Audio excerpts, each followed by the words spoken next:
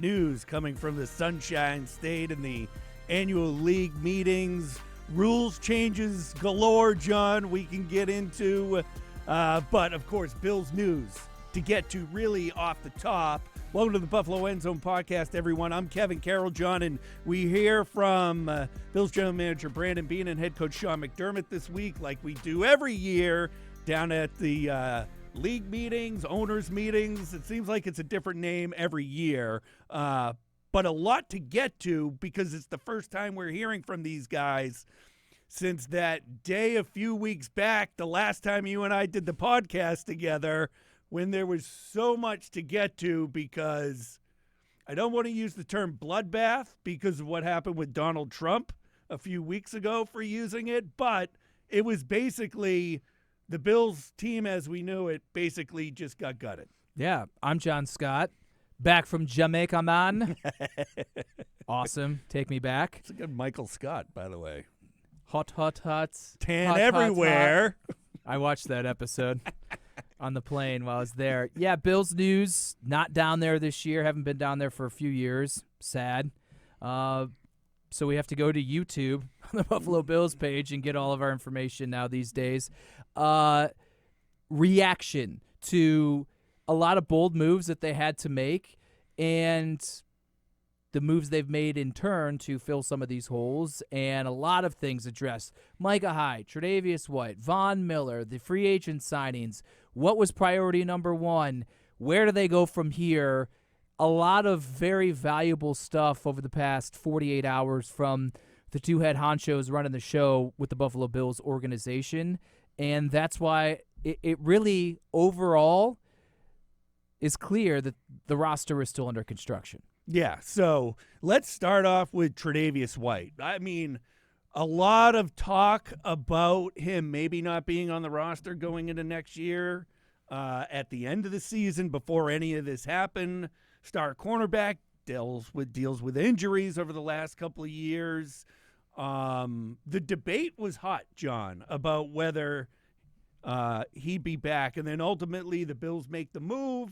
And on that day when a lot of players were the announcement come that they weren't coming back, Tre'Davious White, one of them, and the reaction from head coach Sean McDermott really to the team having to move on from someone. And when you look back, who knows if he doesn't get the injuries where we are. And I think McDermott even might have brought that up, was it's tough. It sucks. It sucks that you had a player of that caliber just get beat up for 2 seasons, and you have to make that strong decision that we got to move on from it. Brandon Beane said there had been discussions before the Senior Bowl between Tre'Davious and Brandon Beane because, as Beane said, White likes transparency. He likes to know exactly what's going on, and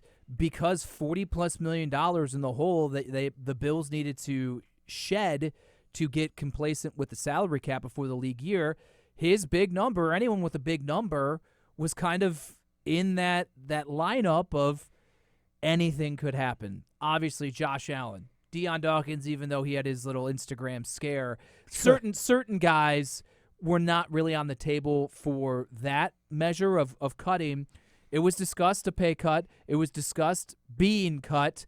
And ultimately, once the salary cap came out, Brandon Beane said, we knew the player Tre'Davious was before any of the injuries.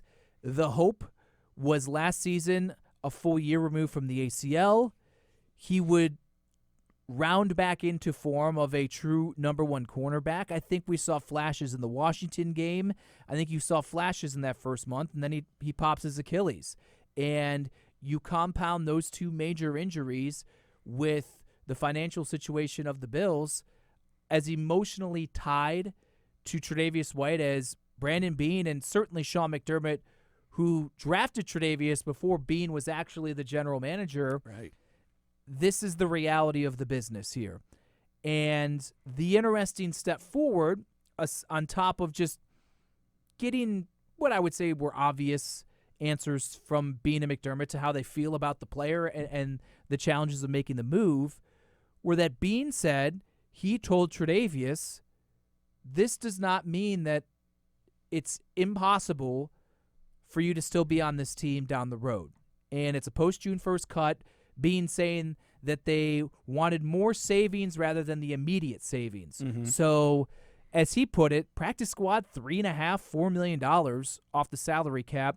It's got to sign your draft picks, which obviously that June window. So that's essentially, you take the Tre'Davious White savings of $10 million June 1st, it's going to practice squad and to the draft picks. It's basically all there. I think dead cap as well is probably a reason they pushed it to there. But if Tre'Davious hasn't found a home, reportedly, according to a couple weeks ago by Adam Schefter, Rams, Titans, Giants are some teams that have shown interest that Tre'Davious maybe has met with in free agency. But if he doesn't find something, he's still rehabbing and ultimately feels, hey, maybe I can go to this place I feel so comfortable and it will allow me the best opportunity to rehab, get back to the player I am. And with Rasul Douglas on an expiring deal, Right. it's not out of the realm of possibility. Tre'Davious White, should he return to form, could be back to the player and in the position that he was. I think that is a long shot, but to me, that's what Brandon Beane is saying is still Right. on the table. And he lumped different circumstances, but he also, a big-time fan favorite, said the door's still open for a potential Micah Hyde return should Hyde choose to not retire, which remains unknown at this point, and should the financials work out, which, again, I call this an extreme long shot, especially considering the moves they've made in the safety room. So, gut feeling. I mean, you and I have talked about this since the end of the season, that we both agreed that Micah Hyde is more than likely done. This kind of took me, you even corrected me one day on one of the podcasts because I said he was retired already, and you were like, you're wrong, and I'm like, I'm sorry, and then you were like, well, you're always wrong, and then we go on from that. But to still hear his name in the mix kind of took me, but the Tre'Davious White thing, possibly a reunion there. I still, in my mind, I think Micah Hyde, with just dealing with the neck injury and stuff, is done. But yet you hear Brandon Beane mentioning both of them could possibly be back next year. I don't know how much weight you would even put into that, or if that's just the right thing to say when you're at the owners' meeting at this time of year, which to me it kind of seems that way. Probably a little bit of both. Again, if Tre'Davious thinks, hey, for cheap, I can come back to a place where I know the facilities, I know the medical staff, there's no pressure for me to expedite the process and hit the ground running and be Tre'Davious White. Mm-hmm. I think, yeah, sure. But that seems like an unlikely scenario because also, again, the Bills, Rasul Douglas, Christian Benford, they got to figure out Kaiir Elam. There's a lot of cooks in the kitchen already, and that's why also that made Tre'Davious White expendable. With Hyde, they re-signed Taylor Rapp, they bring in Mike Edwards, they bring back Cam Lewis. Beane made a point to say, hey, Damar Hamlin is also a full year removed from everything that he went through. Maybe he's a different player. I liked what I saw out of Damar Hamlin in some capacity when he was thrust into that starting position when Micah Hyde was hurt a few years ago. I thought he played very well in the box. Maybe a full year of football back from his incredible event, maybe he can be truly a great depth piece. That's 4 guys. Is Micah Hyde going to come back to be a reserve? Because I would think, as beloved as Micah Hyde is, the Bills probably think that Mike Edwards and Taylor Rapp might be a better path for them moving forward than an aging safety. I'll go as far as to say this. I said it before, but you were gone. But the Mike Edwards signing smacks to me of Micah Hyde and Jordan Poyer, where they were both at in their career and what they were able to do with the two of them. And they became such a great duo at safety, John. You now get Mike Edwards in with this coaching staff for the Bills that have done so much. You see he came on strong with Kansas City towards the end of last season and started all their playoff games, that it's almost like they targeted maybe the next Micah Hyde in signing Mike Edwards. Yeah, 27, a handful of years into his career, has had some success.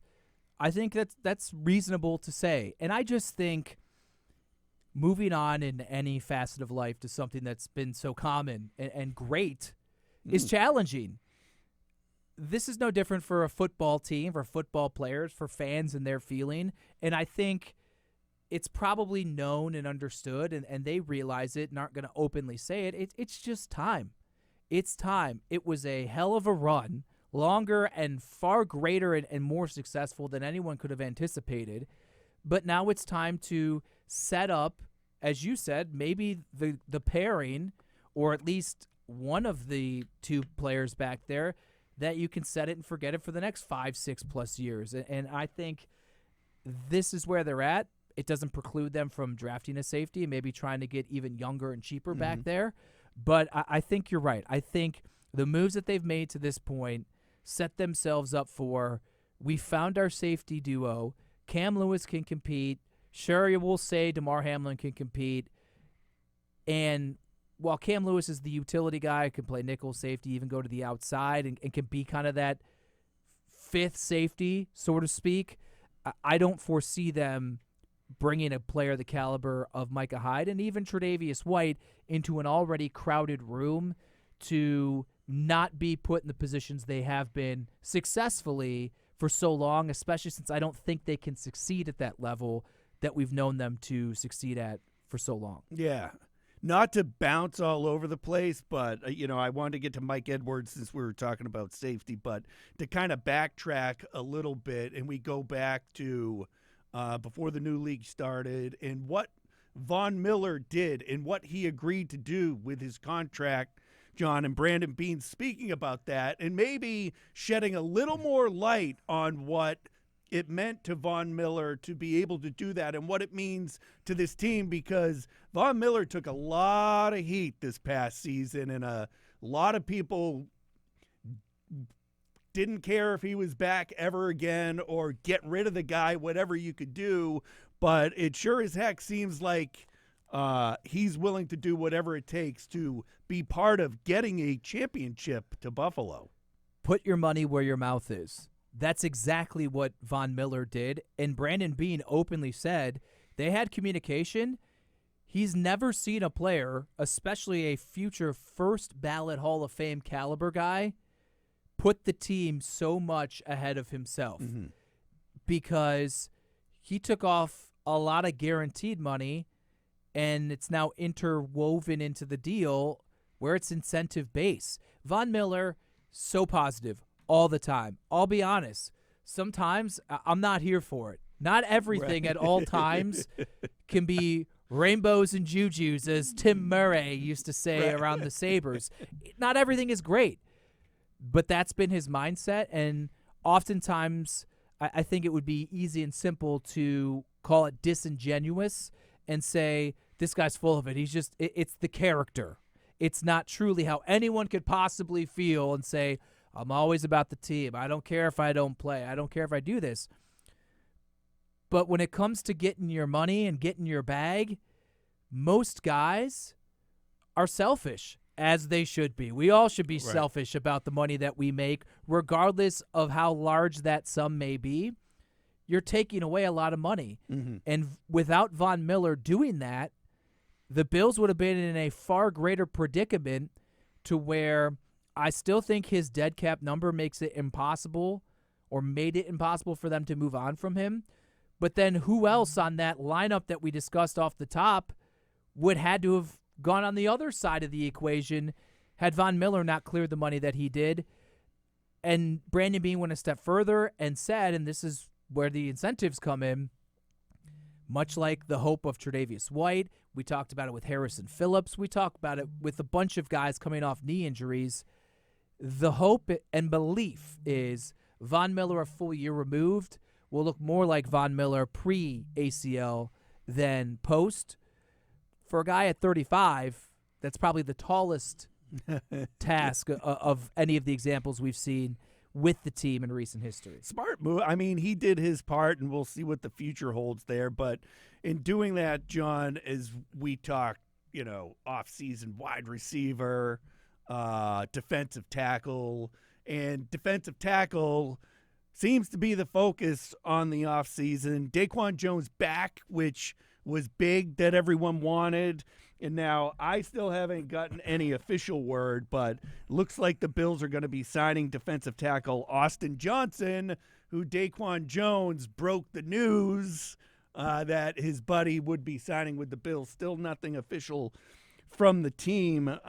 Spent last 2 seasons with the Chargers, and a decent addition to that Bills defensive front there. Brandon Beane called defensive tackle the biggest quote-unquote hole that he felt the Bills roster as in totality had going into this offseason. That's why they paid Daquan Jones and brought him back. That's why they're bringing in Austin Johnson. He said, as we've heard for his entire tenure, he and Sean McDermott are in union in believing you win and you build your roster starting up front in the trenches, offensive, defensive line. He said, Beane, that is, I'm always willing to maybe extend our budget a little more when it comes to players on the defensive line. He mentioned the Von Miller signing a few years ago. We know it hasn't worked out to this point. You could go back to the Mario Addison signing. You could go back to Vernon Butler, Quentin Johnston. Go down the list. They seem to, every offseason, be sinking assets into trying to retool that front to get it the best that they possibly can. Austin Johnson falls in that mix. A.J. Epinesa falls into that mix. Daquan Jones falls into that mix. They've done some other things. There still is room to go, I think, at that position. Brandon Beane said, yes, I still think there are moves that could be made on the defensive front. One, because you just need bodies. They don't have a lot of bodies, especially on the interior. And because why not flood a critical position with as many horses in the race as you can? Yeah. Because as good as and consistent as I thought the defensive front and pass rush was the majority of last season, it still failed at the most critical time. And so it's more turnover here. I still think edge rusher is very much in play early in the draft. I think interior still could be as well at some point in the draft. So interesting, as all of our focus has been on wide receiver, as they're cutting Mitch Morse, as the safeties are getting turned over, that to hear the general manager identify defensive tackle, the interior of the defensive front, as what he marked and checked off as priority number one, I found that somewhat interesting. Are you still on the wide receiver train for the first round, or has any of this kind of taken you off that? Because I'm still big on wide receiver. I still think they need to, because in my opinion, this selection of a wide receiver is as much, if not more, about the future than it is in 2024, because you have Curtis Samuel now as the number 2. They're paying him to be the number 2. The way that Brandon Beane talks about his versatility and how at Ohio State, that's where I knew him as he was a running back, but he spent some time in the wide receiver room as well. He's obviously slid more to wide receiver, but has the ability to play running back. The Deebo Samuel effect has been the desired chasing thing, that weapon that so many teams have gone for over the past couple of years. That's your number 2. We know at Kincaid, you got Khalil Shakir. So snaps and production and impact in 2024 for this receiver, should you take one early, I think may not be. Maybe like Kincaid. It'll be marginal. Yeah. It'll be, they'll have moments, but it may not be, oh, you finally traded up and you got this guy at 22 or 21, and he's still not seeing the target share that you think someone of that capacity is. It's starting you signed Curtis Samuel for a few years. Stephon Diggs, I still think, is a great wide receiver, but he's getting up there in age. He's getting expensive. At some point, you're going to have to move on from him. Khalil Shakir seems like a good complementary piece, but he's not someone that I think is going to ultimately rise into this role of, like, this is a guy you can truly count on as a 100-plus target guy. So I'm still on board, but I think it's the value. Do I think that the Bills need to put all of their eggs in the basket and say, we got to give up next year's first to go up and get a wide receiver. No, I don't think they would do that. I think that they would maybe be more apt to move up into the second round, take the guy that fell that they feel they have good value for in the first, and maybe use some of these 11 picks to move up. One little nugget coming out of the owners' meetings in terms of picks is, as Brandon Beane said, they got a raw deal. Ever since Tremaine Edmonds signed with the Chicago Bears last year, it has been openly discussed by Brandon Beane and us. The Bills were going to get a third-round compensatory pick. It was, okay, you lost this linebacker, but you're going to get a pick. And Brandon Beane said throughout the year, they continued to check in with the league to make sure it was still a third-round compensatory pick. And then literally the day that the picks come out, they find out it's no longer a third and it's a fourth. And so they've been operating. For instance, they traded a third for Rasul Douglas. I think they still do it, but you probably feel better giving a third-round pick when you know you're having a third-round pick coming back later on. And now they don't have a third-round pick, right? I think they do have a third-round, but I'd have to look it up again. Sorry, but they still have 11 picks. Just using a fourth to try to move up in the second round is probably not as easy as if you have an extra third. Right, yeah, exactly. But you're still heavily on the wide receiver train. I am. Maybe I'm just being a little bit more positive, but I would love for them to go up, and even if they have to move up and get a player, and I'm fine with moving picks from next year to do it. Because the time is now. If you can get that guy that comes in and immediately impact your offense with the other options that are out there, the time is now. I could feel for Bills fans that you can taste that championship right around the corner. I think the team can too. I would just do whatever it takes, whatever you need to do to get an explosive wide receiver that can make an immediate impact and not someone more towards the future, but could make an impact now and be part of the future. I think the time now is to do it and then focus on the rest of the team later on in the draft.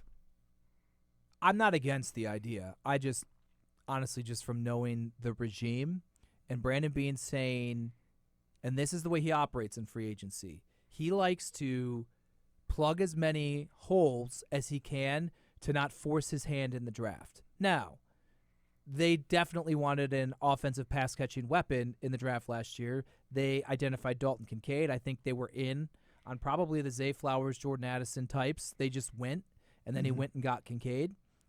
So I firmly believe he's still in the we need to add a wide receiver, but I don't know if a pass rusher falls down or, I don't know if he would go interior offensive line, but I don't think if it's a really highly rated offensive lineman, people would riot.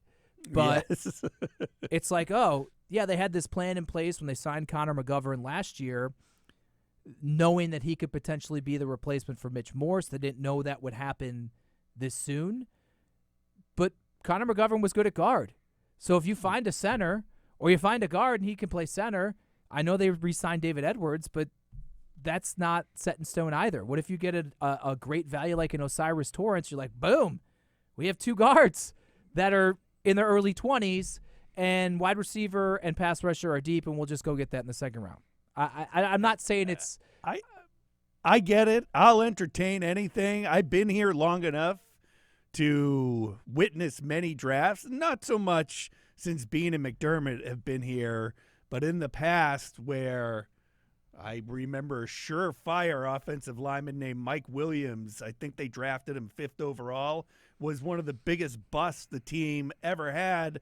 And that sticks with you because back then it was, listen, we know what we're doing. It might have been Tom Donahoe. It might have been before Tom Donahoe, but 2002. So 2002, that still sticks in my craw that they did that year. 4th overall. 4th overall. I thought it was 5th. That you have Josh Allen. You have everything else going.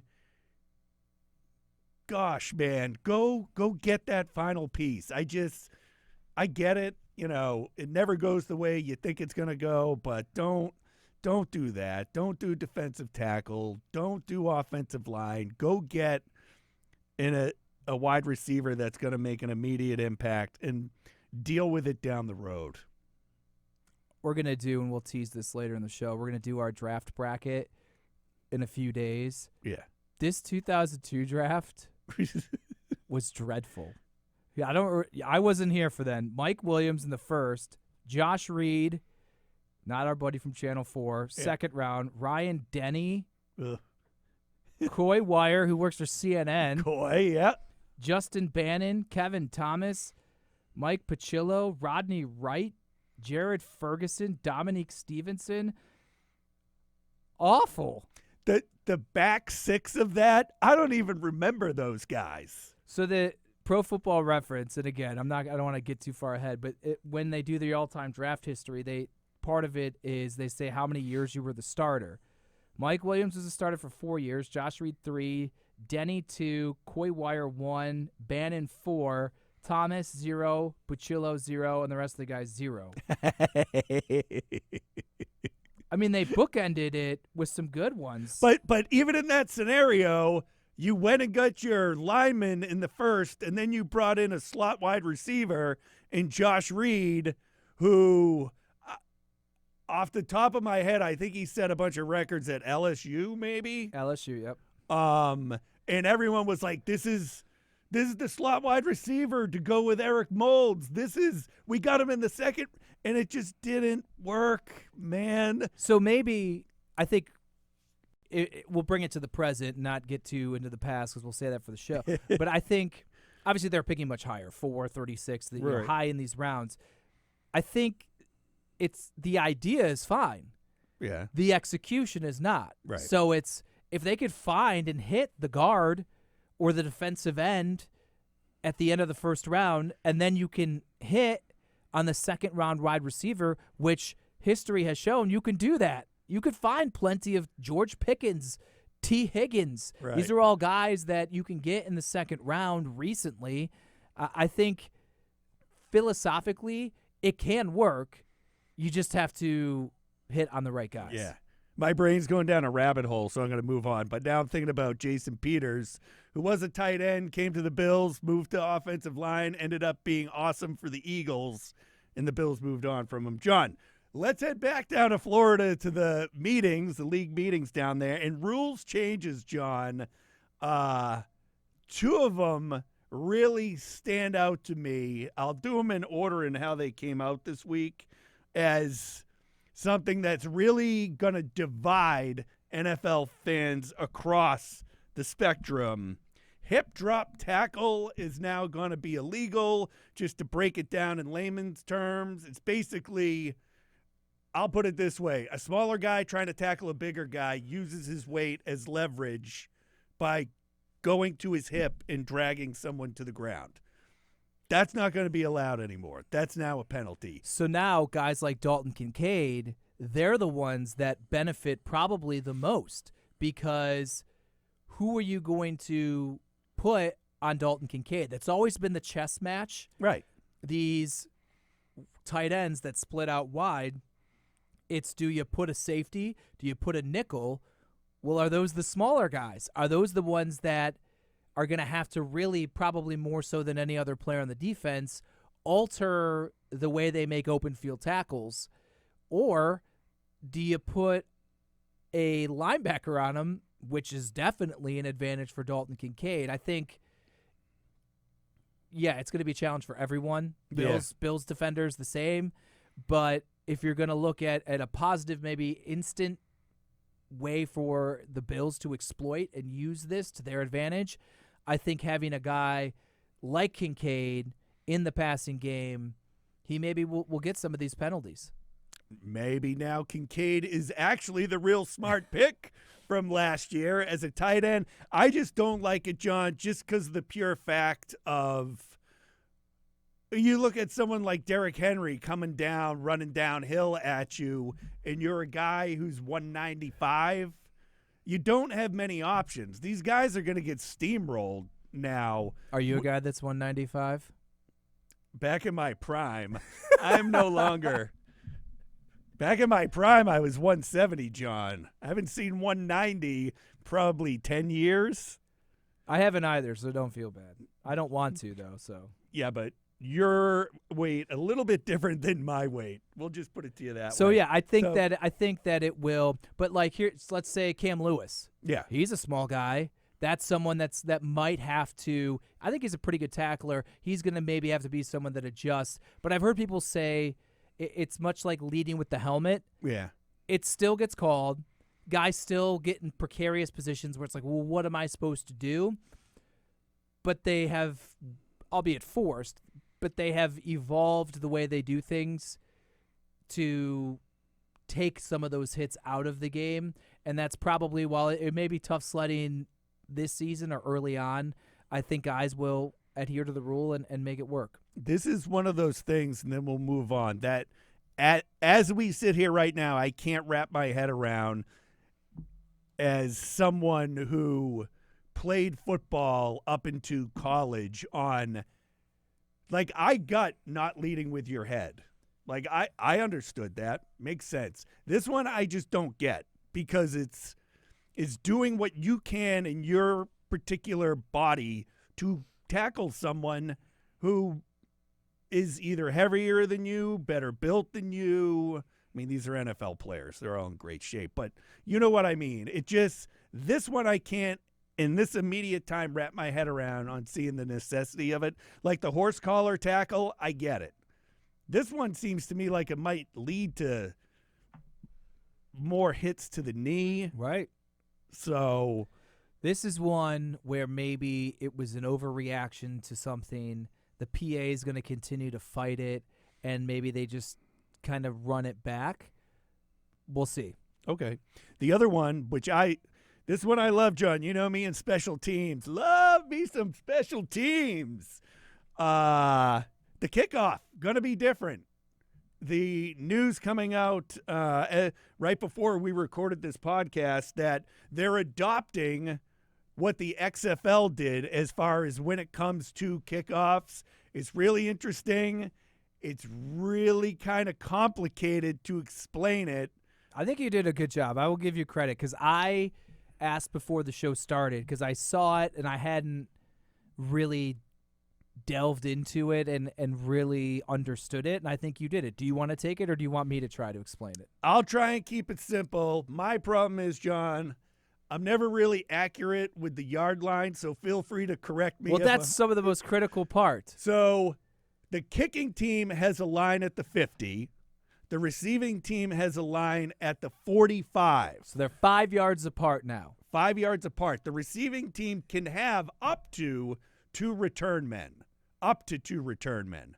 And now the kicker's back and has to kick the ball off at the 40. Here's the fun part. Now it's going to take some strategy and a bit of skill, because there's the drop zone between the 20 and the goal line is where you want to target the ball. If a ball goes through the end zone for a touchback, in the air, comes out to the 30-yard line. Yes. If it's kicked into the field of play and then through the end zone, it comes out to the 20. Yes. And then there's no fair catches. The guys either have to catch it or risk it or whatever. You either have to catch it or let it roll into the end zone for that 20-yard touchback. Yeah. Or if, it lands in the field of play and doesn't go in the end zone, that's back out to the 30 as well, I believe. Right. And you can't, those guys on the 50 and those guys on the 45 cannot move until the ball is touched or hits the ground in the drop zone. So what the overarching reasoning for this is, contrary to what probably most people thought, the league does not want to get rid of kickoffs. So this is their way to safely, so you, again, take away high-speed crashes, essentially. Right. By having them 5 yards apart but not able to move, nobody's getting running starts. Meanwhile, you're penalizing just booting it out of the end zone, and you can't fair catch it. So it actually is bringing you got to have someone who's good at returning back there. And I love it because here's one of the cooler parts too, John. Now you have to understand that your two lines are starting from standstill. You don't need a bunch of wide receivers / special teams aces. Sorry, Steve Tasker, but you might not need them anymore because everyone's starting from a standstill, and it's not like you need a guy to bomb downfield to get to another fast guy. It's just set up differently on how you want to do it. Do you now start using some backup linebackers there? Which they already did, like a Balin Spector, Tyrell Dodson. Those are two guys that were Tyler Medikevich. So those guys were already in the mix. To your point, I agree. Maybe, what about tight ends? Yeah. Like Quentin Morris. Does he have more value now because, he's not known for his blocking, but you get what I'm saying. Right. Does Dawson Knox play special teams now? I know. Because he's a good – what about defensive ends who can run? Some of these guys are incredible athletes. Jalen Phillips down in Miami, that guy ran like a 4.4. Is that someone that you're like, I want the 6'5", 6'7" edge rusher who's like second in our rotation doing that? I agree. Roster construction wise, it's going to alter how, let's say I do a mock 53-man roster before training camp and things like that. It will be intriguing. I also saw someone say, well, shoot, maybe kickers are actually going to be more engaged in tackling because they're getting up there. No one can move. Hip drop tackle from the kicker coming up. We saw like what happened with Sam Martin when he tried chasing someone down. That's when he pulled his hamstring. Tyler Bass is a scrappy, good athlete. He's tiny. I don't think you want it. But it also, remember years ago, the Bills invested in Andre Roberts, and he was a sunk roster spot simply for special teams, and it was like, why? I always would say, I think, like, why can't Isaiah McKenzie? Why can't Deontay Hardy? Like, why can't these guys just play and wear multiple hats? You don't need to specifically have a guy that is a returner.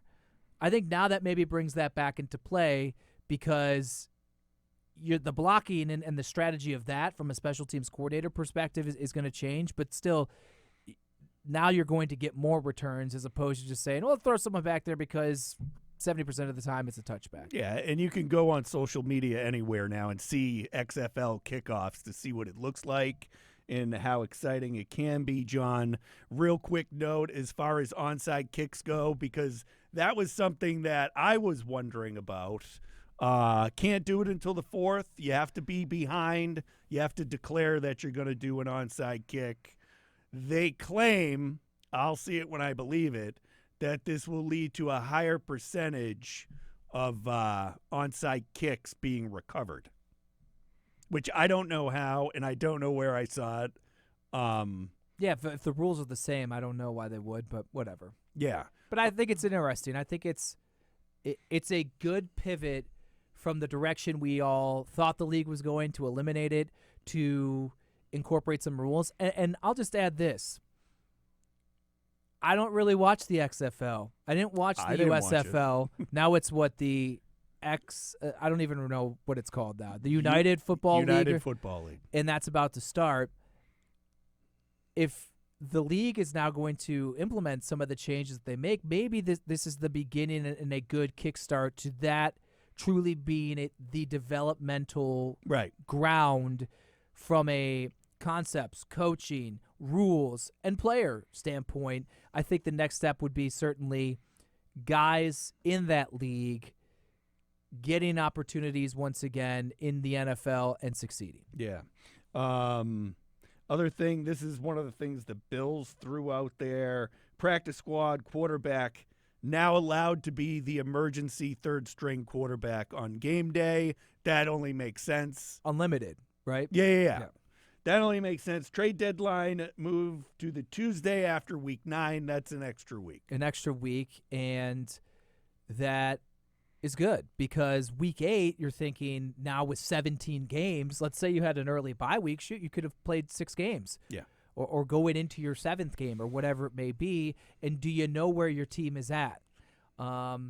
Conversely, one less week, one less game to implement a new player that you were. Nyheim Hines a couple years ago never got his footing with the playbook, was never incorporated.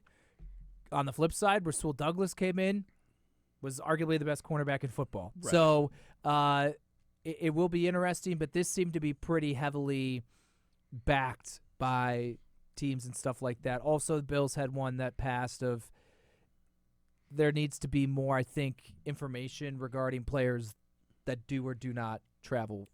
Yeah, that one, when I read, I'm like, I'm going to need a little more than what I'm reading on this, but I'm sure that'll come. Oh, where did I do it? It's right here. It is to make the injury reporting rules for players who do not travel with their clubs to games away from their home city fairer. I think this was in reference and probably a reaction to the whole Joe Burrow thing. Oh, okay. Where he did travel, but just the whole ambiguity of, oh, this guy didn't practice or didn't travel, why, or things like that. Right. Not Jordan Poyer driving his car to Kansas City. Got it. 3 and out, John. If you want to do this one, I don't know anything about it, but go for it. I'll leave it to you. What, the Ohtani thing? Yeah. Well, that's my point. That's why I put it on there. Something about a manager of his. Interpreter took some money, gambled with it. Ohtani saying that he stole the money, he was unaware of it. The bottom line is, I don't care. That's why I put it. I want to know if you even care about it, because it comes up and it seems like such a, like, whatever. It's millionaires dealing with millions of dollars. I don't care. And quite frankly, we've talked about this before. It's baseball. So you answered my question before I even asked it. Well, again, this all went down while I'm out of the country, and I'm not buried on my phone. I'm on the beach. This resort had a bomb lazy river. I'm telling you, most lazy rivers, the current stinks, and you're just like, I have to, like, keep half my body in the water so I can actually get through it. This one, awesome. They also had an awesome water slide. So that's what I was doing, not learning about strawberry daiquiris, pina coladas. I mean, we're diverging. This can just be something. What is your drink of choice on vacations? Because at an all-inclusive in Jamaica, this is the 3rd time my wife and I have gone. This is a different resort, but I like the rum runners. I like those things. This resort in particular had pre-made a lot of their drinks, the rum runners and stuff, and I need a little more octane in my beverages. Okay. And you're just not getting that. You're getting more sugar. And that's where, as the week went on, I'm like, I can't keep drinking these incredibly sugary. At night, I often change to gin and tonic, Tanqueray and tonic. Never go wrong with gin and tonic. I agree with you. Like, I'll take a strawberry daiquiri, but maybe just have one of them. And maybe only at the beginning of the week. You're right. The sugar's too much. I had way too many strawberry daiquiris once, and that's bad when you have too many strawberry daiquiris. I will give this little nugget to anyone out there who is thinking about going to an all-inclusive. I'm sure if you've gone to one, you've seen this. My wife and I learned on our honeymoon, the key, you bring your own mugs. So I found like 40-ounce mugs at Wegmans, like before these Stanley Cups were a thing, and we bring these massive 40-ounce mugs that are insulated so they stay cold, and that way we're not going just with the little 12-ounce cups and just going up and up and up and up and up, especially if you're tipping. It's like, my goodness, I'm going to go broke just getting 15 drinks. So they fill it up with ice and they do it, and less trips. I love it. I didn't even think of that. Now, you were on vacation, so I don't know if what you were doing down there as far as watching-wise, shows on Netflix, or watching anything new now? You had a flight down there. Well, you skipped the NCAA tournament. Oh, I was saving that for last now. No, I screwed up. So again, when we're on these trips, I like to usually disconnect. The NCAA tournament, they had it on at one of the bars. They had some more TVs, and then my alma mater played. I saw played on Thursday, the Dayton Flyers, and I'll just say this: Jamaica's funny. You know, all these games are on TNT and True TV and TBS and CBS. In Jamaica, they're all on ESPN.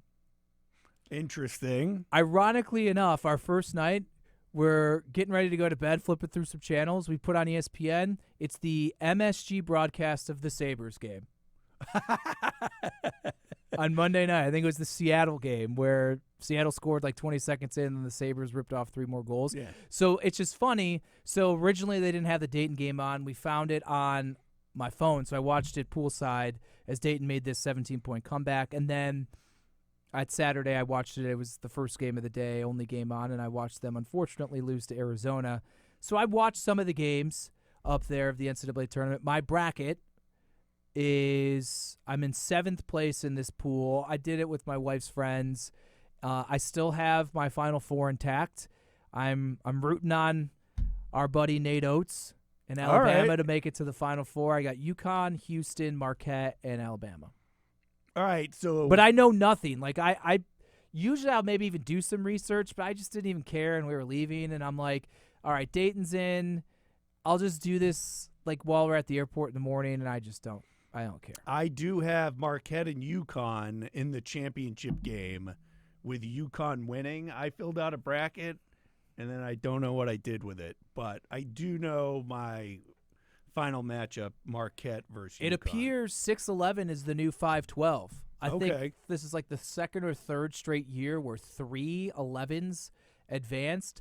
I was on the McNeese, the James Madison, the Morehead State, and only JMU did it. And then they couldn't get it done the other night. Duke smoked them. I had them beating the Dukes. I had Duke losing in the first round. So whatever. Just because I hate them. But I like watching the tournament. Now that I'm back home, maybe I'll fire up the good old DraftKings and put some shekels on some of these things come Sweet 16. Not popular.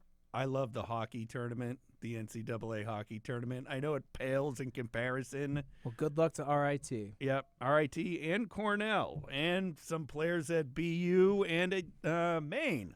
So are you watching any other series on the plane down? I Plane finished I had watched one episode of Full Swing. I watched the rest of it. So season 2 of Full Swing, the PGA Tour, well, it's not just PGA Tour, the golf Netflix series, back? Yep. better than season 1. Yeah, I'm in it. Better than season 1. Forgot how embarrassingly pathetic the United States was in the Ryder Cup. Oh, I haven't got to that It's yet. embarrassing. They got crushed. But it was very well done. I feel like So, people may laugh at me. I love old school, anything, but WWF, WWE stuff. I know our friend Andy Young, he he's loves it. huge into it. A&E on Sundays does a couple shows about like biographies and look backs on rivalries and then just certain old school wrestlers. So there was Razor Ramon, Scott Hall, which ESPN did a phenomenal documentary like E60 like years ago, and so this is like a new one since he's passed.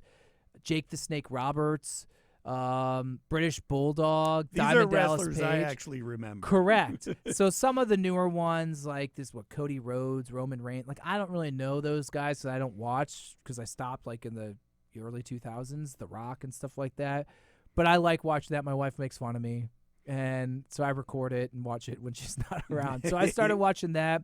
And I finished Traders on Peacock, which I cannot endorse that show anymore. I mean, it is one of the greatest and best and most entertaining and cool reality shows that I have seen in so long. Traders, so good. It's a bunch of reality TV stars, reality TV people in a castle in Scotland, and there's a couple traders, and the objective of the game is the traders try to kill off all of the non-traders, and then the rest of the group, called Faithfuls, tries to figure out and vote out the traders. And if the traders are left standing at the end, they win all the money. And then if the Faithfuls, the other people, are left, they win. And it was like $250,000. There's a guy from The Bachelor, The Challenge on MTV, Real Housewives, Below Deck. Wow. There's some others. So it was awesome. All right. What about you? You're not watching anything? I'm going to get to it, but it's not anything crazy and comical and wacky like that. I don't know if you've heard of this documentary on Max called Quiet on Set. No, what is it? It is, so I'm going to read it here so I get this. It's a deep dive into the scandals that are now linked to the Nickelodeon shows back in the day. Shows like All That, The Amanda Show, Drake and Josh, all the sexual scandals, the way the kids were treated. It's really a dark, dark documentary. And my wife told me that there's a Netflix. It's on Max. It's on Max. She said there's something on Nickelodeon she wants to watch and made me promise not to watch it. Because apparently she told me not to watch this Trader show without her, and whoops. Yeah. So, oh, well, what are you going to do? So someone had brought that up to me at hockey Saturday morning. So this was something that my wife has no desire to watch at all. Doesn't want to even look at it. It disgusts her so much, but it was brought up at hockey. I'm like, I heard about it. You know, there's Amanda Bynes' story in there. There's other child stars and how they treated them, and they grew up so fast, and where they are now, and what they're all up to, and how this damaged them. It's really messed up, but an interesting look. So I got that, and then I finished watching that Patriots Dynasty documentary, and I'm like everyone else. Man, this was just a crap fest on Bill Belichick and the Patriots. They basically, at the end, just focused on all the bad stuff. So it was interesting to see. Well, you might have just enticed most of our viewers. Well, that's what I was going to say. If you hate the Patriots, have at it. Enjoy it. But I will tell you this much. It'll make you even more mad at the Patriots just by watching this. I think there's only 6 episodes. So that's where we're at. That and Xbox hockey. Because I'm 50 years old. Then you go to bed at 8 o'clock. Was in bed by 6 o'clock in the evening the other night. All right, John, you mentioned it. We got the bracket podcast coming up after this. This one should be interesting. Bills top draft pick. We had to whittle it down to 16. Best draft pick ever. John's already been told to move to Siberia. Yep. Or Serbia. I think it was Siberia. And we've been called stupid, and we don't know anything about football. And it all centers around where Josh Allen is on this bracket. So really, it's a good tune-in. It's going to be fun. And you can get a sneak peek and vote yourself by going to my account on X Twitter at Jon Scott TV, no H, JONSCOTT TV. I put out the bracket, and you can vote on all of the first-round matchups. This is on Tuesday. Wednesday will be the second round. Thursday, when we do the show, we'll be at the Final Four. Yeah. And then Friday, after we have revealed who we think should win, it will be unpopular, I'm sure. Then you guys can do it. It's a fun exercise to discuss. That's what I told someone who told me to move to Siberia and said this bracket is invalid because of Josh Allen. So drop your thoughts and tune in for our discussion on it on Thursday. Yeah, we'll have that on Thursday, and it's timely. Everyone's doing brackets. Everyone's getting ready for the draft. So John and I will be back. We'll see you later on in the week. As always, thanks for joining us.